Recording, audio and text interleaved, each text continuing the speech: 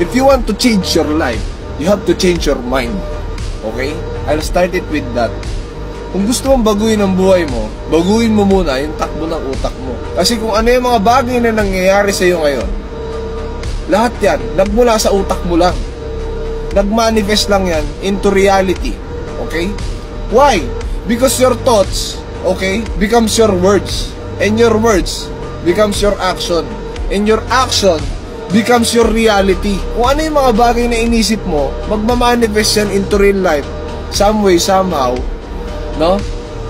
Kasi, yun yung laging tumatakbo sa isip mo. Hindi ka ba nagtataka? Lagi mo sinasabi. Pag hiningihan ka, sinasabi mo, wala kang pera. Kaya ang nangyayari, lagi ka talagang walang pera.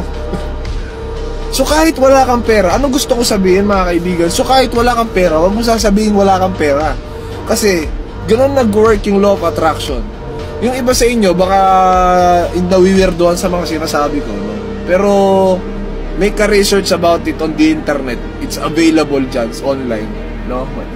I'm pretty sure maraming kwento dyan, istorya, online, on how they use the law of attraction.